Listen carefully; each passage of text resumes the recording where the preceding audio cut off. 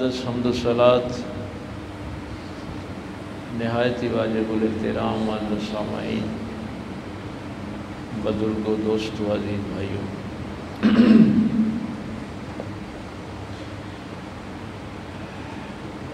پچھلے جمعے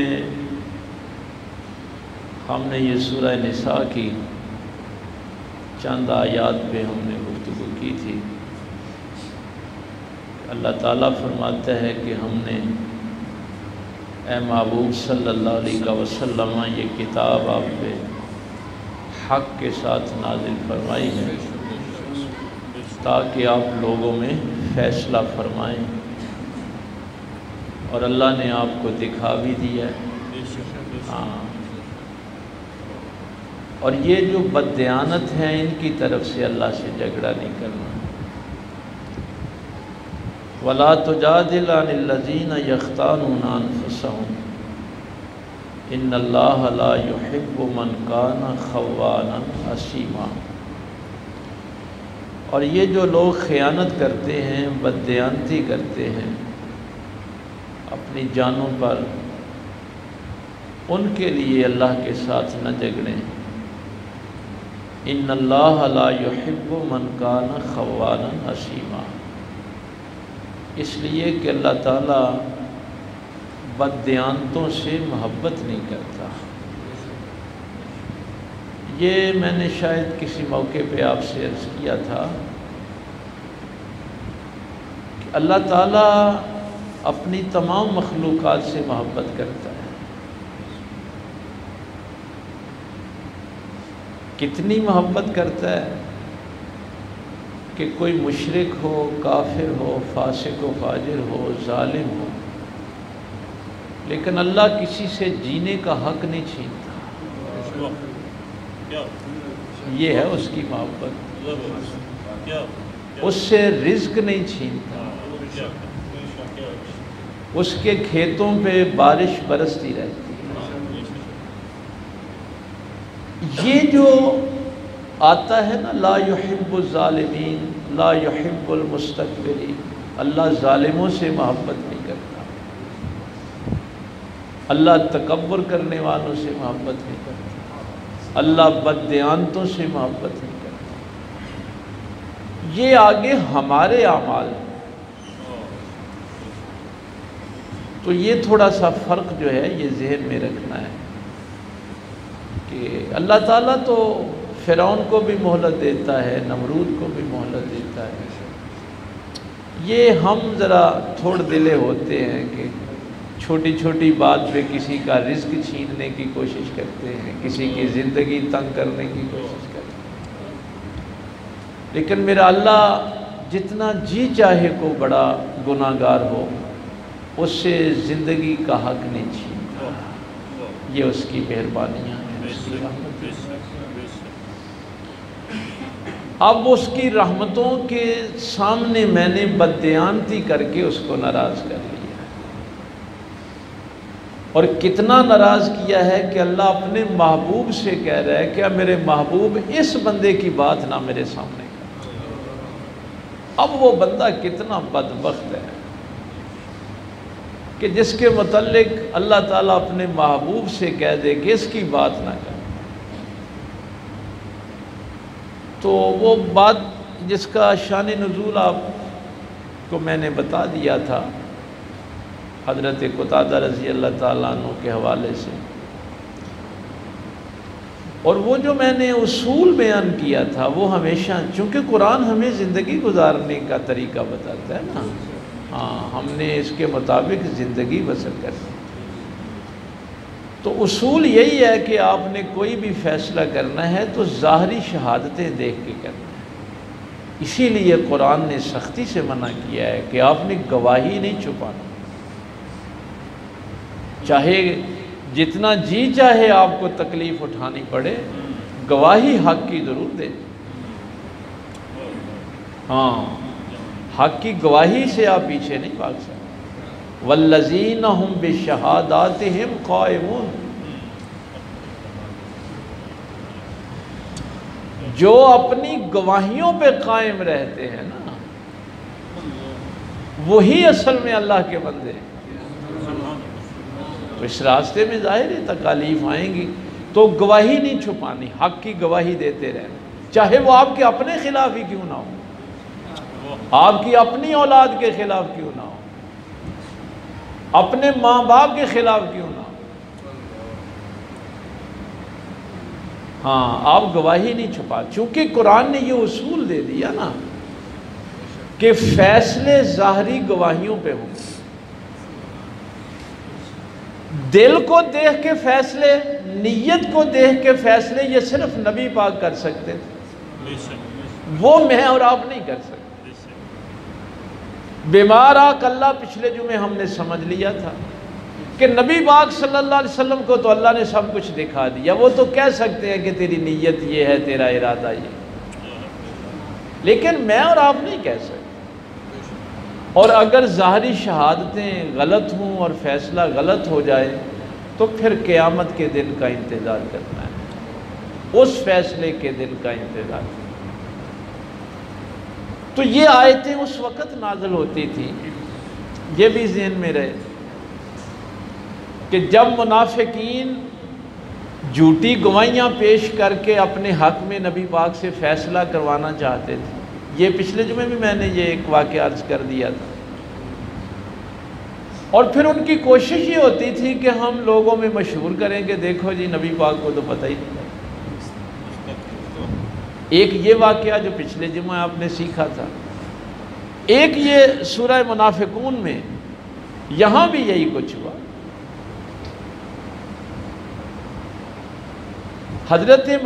یہ حضرت قتادہ کا واقعہ تھا، اور یہ جو سورہ منافقون میں ہے یہ حضرت معاذ رضی اللہ تعالیٰ عنہ۔ اب فرماتے ہیں کہ غزوہ بنی مستلق کے موقع پہ ایک مہاجر اور انصاری وہ پانی لینے کے لیے گئے اور وہاں ان کا جھگڑا ہو گیا۔ مہاجر نے انصار کو وہ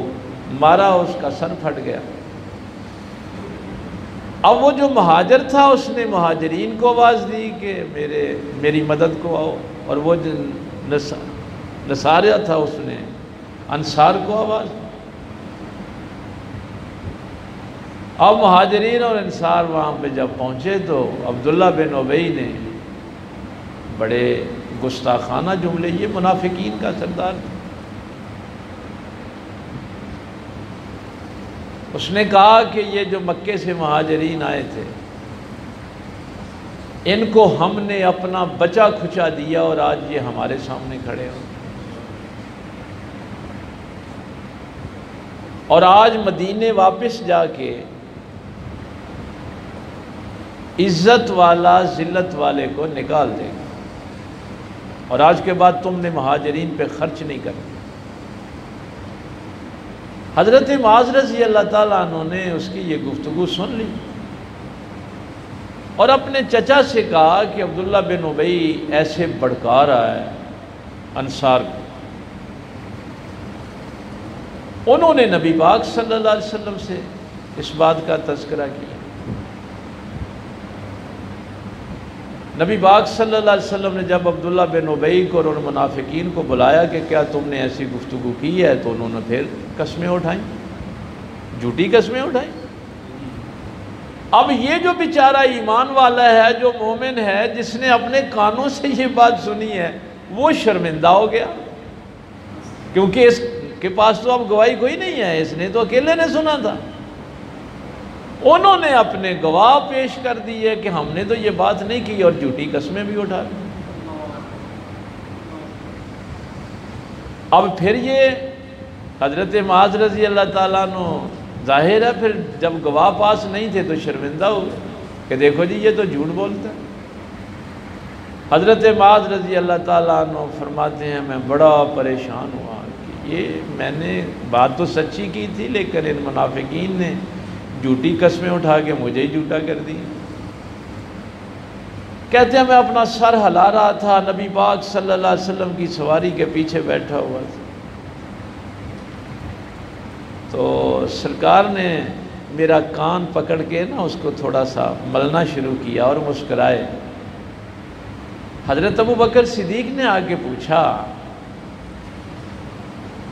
تو میں نے کہا کہ نبی پاک صلی اللہ علیہ وسلم نے حضرت زید بن ارقم ساری معاذ حضرت زید بن ارقم رضی اللہ تعالیٰ، تو انہوں نے کہا کہ تو کتنا خوش قسمت ہے کہ سرکار نے اتنی محبت کی ہے تیرے ساتھ، تو پریشان ہو رہا تھا کہ یہ منافقوں نے تجھے جھوٹا ثابت کر دیا،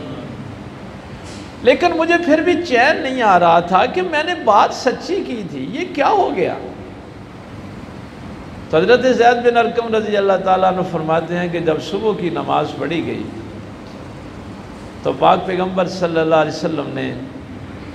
نماز سے فارغ ہو کے نمازیوں کی طرف چہرہ اقدس کیا اور یہ آیات تلاوت کی، هُمُ الَّذِينَ يَقُولُونَ لَا تُنْفِقُوا عَلَى مَنْ عِنْدَ رَسُولِ اللَّهِ،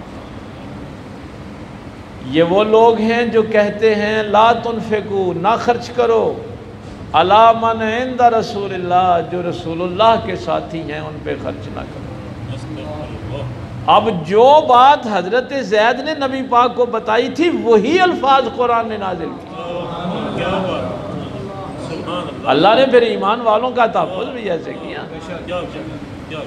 اب جب یہ آیات کی تلاوت شروع ہوئی تو منافقین تو منہ چھپانا شروع ہو گئے، حتی ینفدوا، ان پہ خرچ نہ کرو یہاں تک کہ یہ بھاگ جائیں نبی پاک کو چھوڑ کر۔ وَلِلَّهِ خَزَائِنُ السَّمَاوَاتِ وَالْأَرْضِ، اللہ نے فرمایا ان لوگوں کو بتا دو کہ زمین و آسمان کے خزانوں کا مالک اللہ ہے۔ یہ کہتے ہیں کہ نبی کے ساتھیوں پہ خرچ نہ کرو۔ وَلَٰكِنَّ الْمُنَافِقِينَ لَا يَفْقَهُونَ، اور یہ منافق جو ہیں یہ نہیں جانتے۔ اور منافقین کی ساری بات جو حضرت زید نے بتائی تھی وہ قرآن، یقولون لئن رجعنا الی المدینہ، یہ کہتے ہیں کہ ہم جب پلٹ کے جائیں گے مدینے، لَيُخْرِجَنَّ الْأَعَزُّ مِنْهَا الْأَذَلَّ، تو عزت والا ذلت والے کو نکال دے گا۔ وَلِلَّهِ الْعِزَّةُ وَلِرَسُولِهِ وَلِلْمُؤْمِنِينَ، عزت تو اللہ کے لیے ہے، اس کے رسول کے لیے ہے، اور میرے رسول کے غلاموں کے لیے۔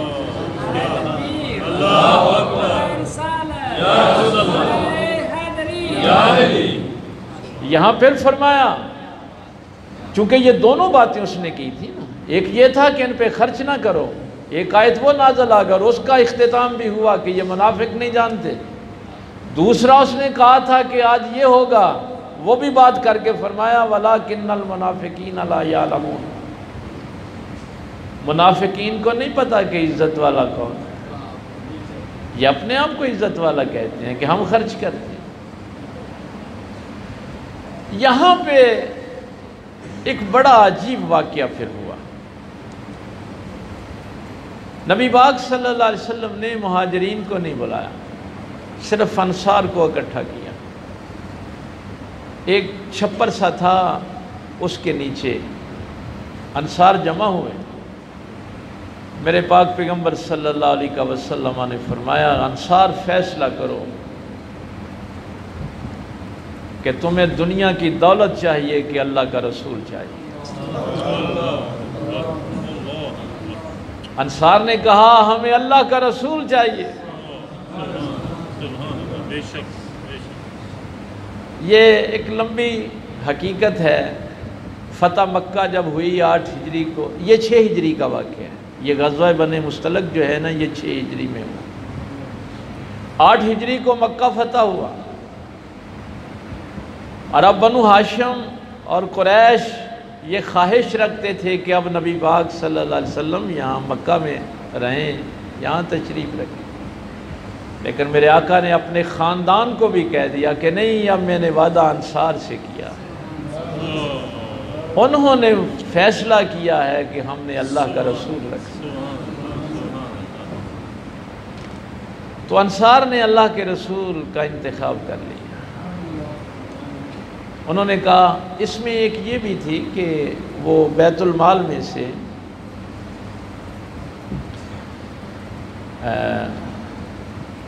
جو مکے سے نئے نئے مسلمان ہو کے لوگ آئے تھے نا، تو چونکہ اللہ تعالیٰ کا حکم ہے کہ جو لوگ نئے والمؤلفۃ قلوبہم، ان کے دل میں اسلام کی محبت ڈالنے کے لیے ان کو بھی زکوٰۃ میں سے، صدقے میں سے پیسے دیا کرو۔ تو وہ جو مال غنیمت تھا اس میں سے وہ جو نئے نئے مسلمان ہوئے تھے ان کو نبی پاک صلی اللہ علیہ وسلم نے حصہ دیا۔ تو ان منافقوں نے پھر نبی پاک کے خلاف سازش کی کہ دیکھو محمد پھر مکے والوں کا بن گیا، اے مدینے والوں تم نے ان کا استقبال کیا، مہاجرین کو ٹھہرایا، ان کو اپنی جائیدادیں دیں، اور آج دیکھو جب مال تقسیم کرنے کی باری آئی ہے تو محمد صلی اللہ علیہ وسلم نے پھر مکے والوں کو زیادہ دے دی۔ تو یہ سازشیں جو ہم پچھلے جمعے وہ آیت بھی کہ دیکھے جی اگر اللہ نے استغفار کا حکم دیا ہے تو اللہ یعوذ باللہ کوئی غلطی تو ہوئی ہوگی۔ تو اب انہوں نے یہ پراپوگنڈا مسلمانوں کے اندر پھیلانا شروع کر دیا کہ تم نے ان کو ویلکم کیا، ان کو مدینے میں جگہ دی، ان کو مدینے میں ٹھہرنے کے لیے اسباب فراہم کیے، اور آج محمد صلی اللہ علیہ وسلم پھر مکے والوں کے بن گئے، اور سرکار تو حکم اللہ کے مطابق کر رہے تھے کہ جو اللہ کا حکم ہے اس کے مطابق فیصلہ ہو رہا تھا۔ اب میرے نبی پاک صلی اللہ علیہ وسلم نے یہ نہیں پوچھا ان سے، یہ چھپر کے نیچے جو بات ہوئی نا، اب یہ نہیں پوچھا کہ یہ کیا گفتگو ہو رہی تھی، سرکار نے بس ایک ہی بات پوچھی کہ انصار تجھے دنیا کا مال چاہیے یا اللہ کا رسول چاہیے، فیصلہ کرو تمہیں کیا چاہیے۔ اب آپ کو یہ بھی مسئلہ بتا دوں، چونکہ اتنا سا تو آپ نے سنا ہوا ہے کہ مکہ پاک مسجد حرام میں آپ ایک نماز پڑھیں گے تو 1,00,000 نماز کا ثواب ہوگا، اور پہلے کیا تھا کہ نبی پاک صلی اللہ علیہ وسلم کے شہر میں ایک نماز پڑھیں گے تو 50,000 نمازوں کا ثواب ہوگا، وہاں ایک نیکی کریں گے تو 1,00,000 نیکی کا ثواب، ادھر ایک کریں گے تو 50,000 نیکیوں کا ثواب۔ لیکن اس وقت بھی معیار یہ تھا کہ مکے میں اگر گناہ ایک کریں گے تو گناہ بھی 1,00,000 ہی لکھا جائے گا، لیکن مدینے میں اگر نیکیاں 50,000 ہیں تو گناہ ایک کریں گے تو وہ ایک ہی لکھا جائے گا، وہ 50,000 نہیں لکھا جائے گا۔ رحمت للعالمین کا شہر ہے نا۔ لیکن اس کے باوجود اب میرے پاک پیغمبر صلی اللہ، جب انصار نے کہا نا ہمیں اللہ کا رسول چاہیے، تو پھر میرے پاک پیغمبر صلی اللہ علیہ وسلم نے دعا کی کہ مولا کریم اب مدینے کو مکے سے دگنی رحمتیں عطا فرما۔ اب مدینے والوں نے اللہ کا رسول رکھ لیا ہے، تو اب مدینے کی جو حیثیت ہے وہ یہ ہے کہ مکے میں ایک نماز کا ثواب 1,00,000 کے برابر ہے، لیکن مدینے میں ایک نماز کا ثواب 2,00,000 کے برابر ہے۔ ہاں اب اگر وہ کوئی مسئلہ پچھلا بتائے نا تو وہ نہیں ہے، اب جب انصار نے اللہ کا رسول رکھ لیا ہے تو پھر وہاں مکے سے دگنی رحمتیں ہیں، ہاں وہاں پہ دگنی نمازوں کا ثواب ملے گا، دگنی نیکیوں کا ثواب ملے گا، لیکن گناہوں کے دگنے کا عذاب کی بات نہیں کی، وہ معیار وہی پہ ہے۔ تو یہ پراپوگنڈے اللہ کے رسول صلی اللہ علیہ وسلم کے خلاف ہوتے رہے، یہ سلسلے۔ یہ میں نے 2 چیزیں صرف یہ حضرت قتادہ کا اور ایک یہ اس لیے بیان کیا ہے کہ یہ پھر اللہ تعالیٰ، منافقین ظاہری شہادتیں لے آتے تھے، قسمیں جھوٹی اٹھاتے تھے اور مومنین کو خراب کرتے تھے، تو اللہ تعالیٰ پھر یہ فرماتا تھا کہ اب وحی کے ذریعے سے ان منافقوں کو پھر اللہ تعالیٰ عیاں کر دیتا تھا۔ لیکن اب قیامت تک آپ کے لیے جو اصول ہے، جو میرے لیے اصول ہے، وہ یہی ہے کہ ہم نے ظاہری جو گواہیاں ہیں، ظاہری شہادتیں، ان کو دیکھ کے فیصلہ کریں۔ ہم کسی کی نیت پہ بات نہیں کر سکتے، ہم نہ کسی کی نیت کو دیکھ سکتے ہیں۔ ہمیں حکم یہ ہے ظن المومنین خیرا، ہمارے لیے حکم یہ ہے کہ مومن ہمیشہ اچھا ہی گمان کرتا ہے۔ مومن کی شان کیا ہے کہ وہ ہمیشہ اچھا گمان کرتا ہے۔ وہ یہ نہیں کہتا اس کی نیت ایسی ہوگی ایسی ہوگی۔ اس کے متعلق امام حسن بصری رضی اللہ تعالیٰ عنہ چونکہ میرے مولا علی کے شاگرد ہیں، فرماتے ہیں کہ زندگی میں میرے ساتھ بھی ایسا ایک دفعہ ہو گیا کہ میں دریا کے کنارے سفر کر رہا تھا، تو میں نے کیا دیکھا کہ ایک حبشی غلام، اس نے ایک عورت کو اپنے کاندھوں پہ اٹھایا ہوا ہے، وہ تھوڑا دور تھا مجھ سے، تو آگے جا کے نا اس نے اس عورت کو لٹا دیا اور ایک بوتل نکالی اور وہ کبھی اپنے منہ میں ڈالتا کبھی اس عورت کے منہ میں ڈالتا۔ تو میرے ذہن میں ایسی وسوسہ آیا کہ یہ بڑا عیاش آدمی ہے، ایک عورت کو اٹھائے لیے جا رہا ہے اور شاید یہ کوئی شراب کی بوتل ہے، خود بھی پی رہا ہے، اس عورت کو بھی پلا رہا ہے۔ فرماتے ہیں کہ میں ابھی اسی وسوسے میں تھا تو دریا میں نا کشتی الٹ گئی، تو وہ 3-4 لوگ تھے، اس حبشی غلام نے چھلانگ لگائی اور ایک بندے کو زندہ بچا لیا، پھر دوسرے کو وہ لے آیا، پھر اس نے دور سے مجھے آواز دی، کہنے لگاؤ چھلانگ لگاؤ اس تیسرے کو تم بچا لو۔ تو میں نے کہا یار مجھے تو تیراکی نہیں آتی، میں تو تیرنا ہی نہیں جانتا۔ اس نے کہا تو ایک بندے کی زندگی تو بچا نہیں سکتا اور دور کھڑا ہو کے مجھ سے بدگمانی کر رہا ہے کہ میں کوئی عیاش آدمی ہوں۔ یہ امام حسن بصری رضی اللہ تعالیٰ نے اپنا ذاتی واقعہ لکھا ہے۔ کہنے لگے میں تو کانپ گیا کہ میں تو ذہن میں ابھی یہ سوچ رہا تھا۔ پھر وہ مجھ سے مخاطب ہوا، اس نے کہا یہ میری ماں ہے، یہ بیمار ہے، میں اس کو حکیم کے پاس لے کے جا رہا ہوں، یہ پانی کی بوتل ہے، شراب کی نہیں ہے، میں اس کو پانی پلا رہا تھا۔ کہتے ہیں اس کے بعد پھر میں نے پکی توبہ کر لی اور نبی پاک صلی اللہ علیہ وسلم کی اس حدیث پہ عمل کیا کہ اب اگر مجھے کوئی مرد عورت جاتے ہوئے نظر آئیں گے تو میں یہی گمان کروں گا کہ بہن بھائی ہوں گے، ماں بیٹا ہوں گے، ہاں یعنی اچھا گمان کروں گا، اب میں کبھی بدگمانی نہیں کروں۔ اب دیکھیے اسلام نے ہمارے کتنے معاملے آسان کر دیے۔ ہم ایسے ہی کوئی جا رہا ہو تو پتہ نہیں کیا کیا سوچنا شروع کر دیتے ہیں۔ ہمارے لیے حکم یہ ہے کہ ہم نے ظاہر کی شہادتیں دے کے فیصلہ کرنا، اور اگر وہ غلط ہو جائے تو قیامت کے دن کا انتظار کرنا۔ اللہ کی عدالت کا جو ہے نا فیصلہ کا انتظار۔ ایک اور اصول بھی میں آپ، اگر آپ کسی کافر ملک میں رہ رہے ہیں، کافروں کا ملک ہے، وہاں اسلامی قوانین نہیں ہے، آپ کو کوئی معاملہ بن گیا ہے تو آپ نے ان کے قوانین کا احترام کرنا ہے،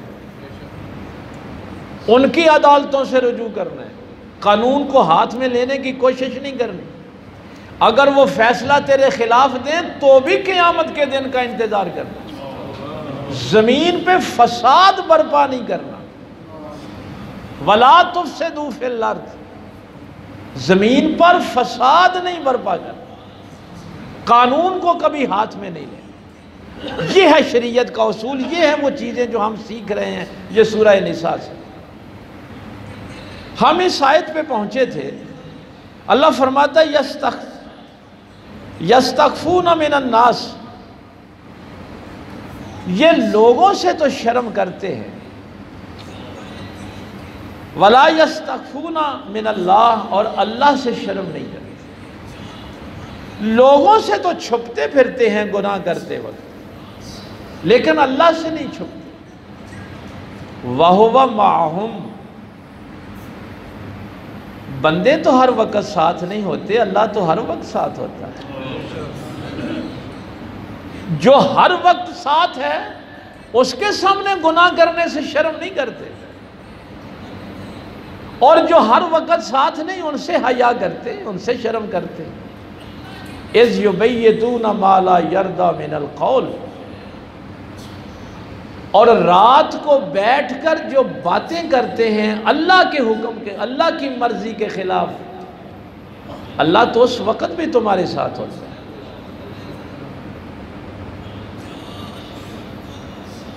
صحابہ کرام فرماتے ہیں کہ پاک پیغمبر صلی اللہ علیہ وسلم یہ بات کرتے ہوئے افسردہ ہو جاتے تھے، پریشان ہو جاتے تھے۔ سرکار فرماتے مجھے اپنی امت سے شرک کا ڈر نہیں ہے کہ یہ عیسائیوں کی طرح اپنے نبی کو اللہ کا بیٹا بنا لیں گے، یہ بتوں کی پوجا شروع کر دیں گے، یہ مجھے شرک کا ڈر نہیں ہے اپنی امت سے، لیکن شرک اصغر کا خوف ہے۔ صحابہ کرام فرماتے ہیں ہم نے پوچھا یا رسول اللہ صلی اللہ علیہ وسلم، آقا یہ شرک اصغر کیا ہے؟ چھوٹا شرک کیا ہے؟ تو پاک پیغمبر صلی اللہ علیہ وسلم نے فرمایا جب قیامت کے دن اللہ تعالیٰ اعمال کی جزا دینے لگے گا، آپ نے نماز پڑھی ہے، روزہ رکھا ہے، سخاوت کی ہے، جہاد کیا ہے، علم حاصل کیا ہے، آپ کے نیک اعمال کی اللہ جزا دینے لگے گا،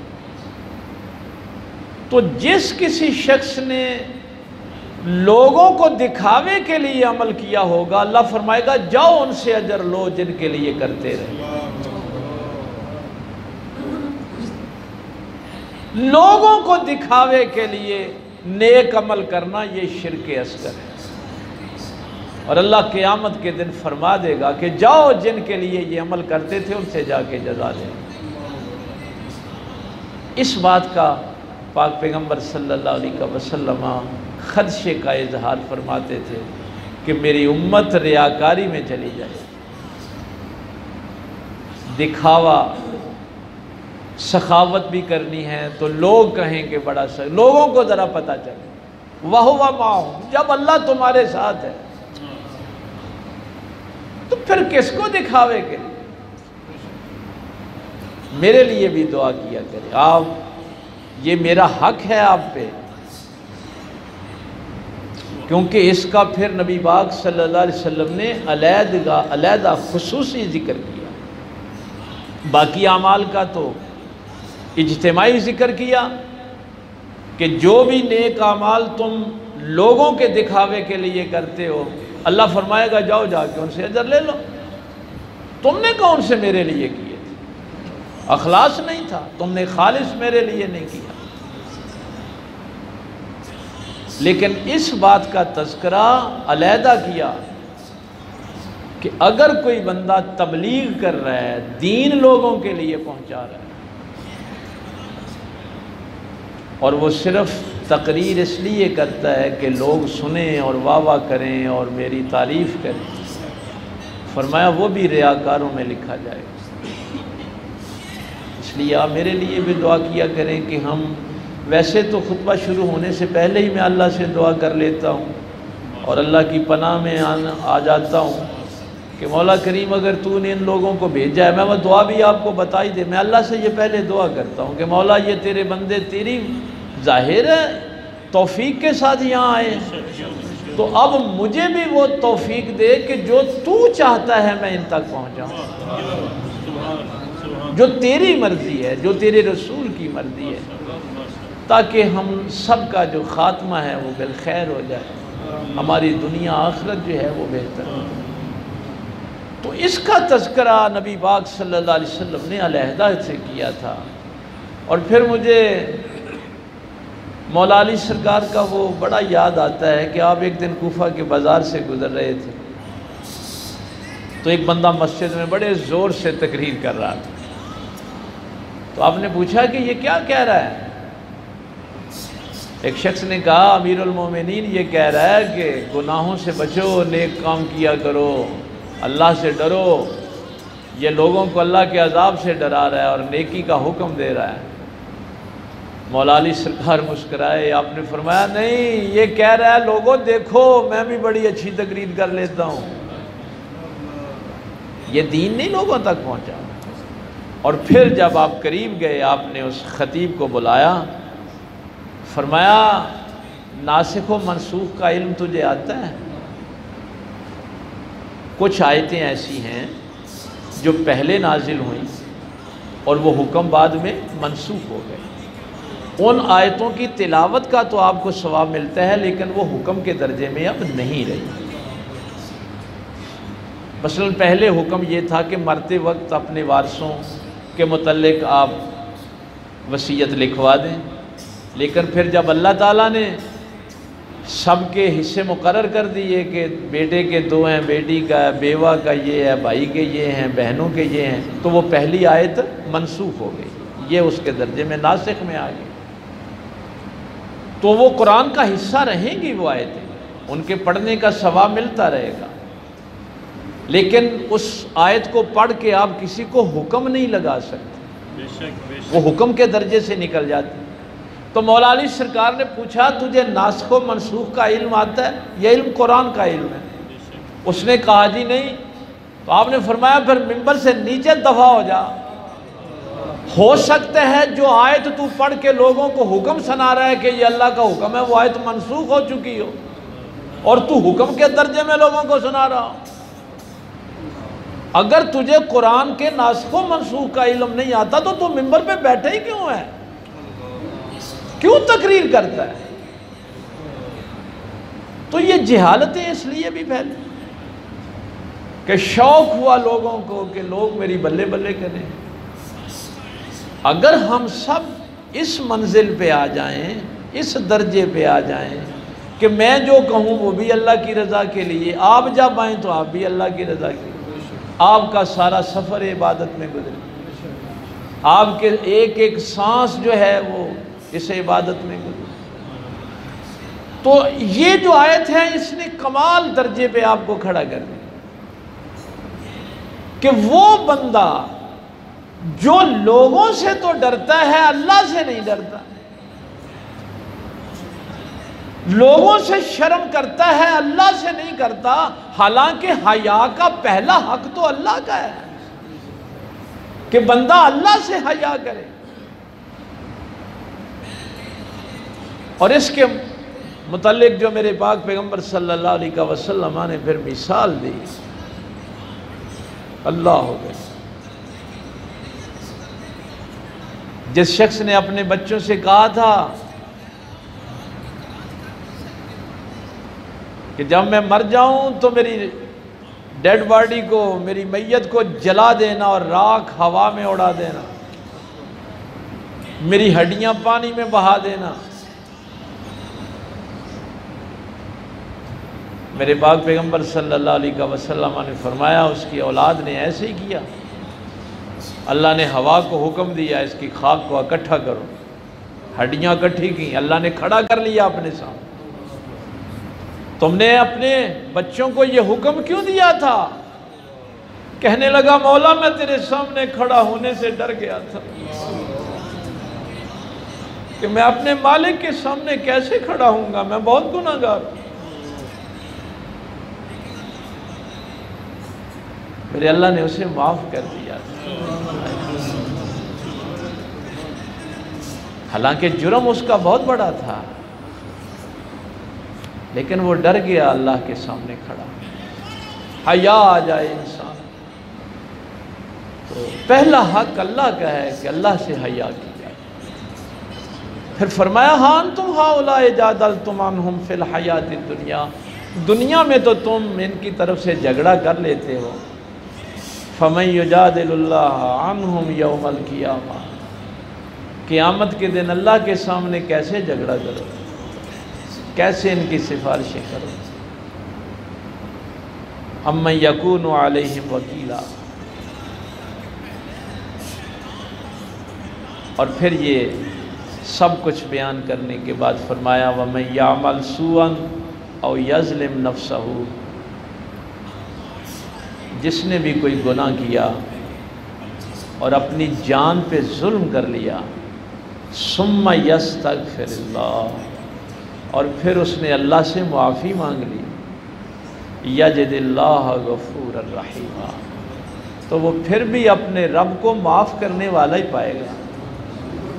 رحم کرنے والا ہی پائے گا۔ اگر کبھی ایسا موقع آ جائے کہ تم لوگوں سے شرم کرو، اللہ سے نہ کرو، اس کے بعد اگر یہ کیفیت بھی آ جائے معافی مانگنے والی، تو اللہ فرماتا ہے کہ معافی مانگ لو، میں پھر رحمت کر دوں، پھر تمہیں بخش دوں، اس کی رحمت کے دروازے کھلے۔ یہاں سے میں نے بات شروع کی تھی نا کہ اس کی رحمت کا آپ اندازہ نہیں کر سکتے۔ وہ زندگی کا حق اسی لیے نہیں چھینتا کہ پتہ نہیں کب معافی مانگے۔ اگر وہ زندگی کا حق چھین لے تو آپ معافی کیسے مانگیں؟ اس لیے آپ فاسق و فاجر ہو جائیں، آپ مشرک ہو جائیں، کافر ہو جائیں، وہ زندگی کا حق نہیں چھینتا کب میرا بندہ میری طرف پلٹ آئے۔ اور یہ کیفیت رہنی چاہیے کہ انسان اپنے اللہ کے سامنے کھڑا ہونے سے ڈرتا رہے۔ اللہ عمل کی توفیق دے۔ وآخر دعوانا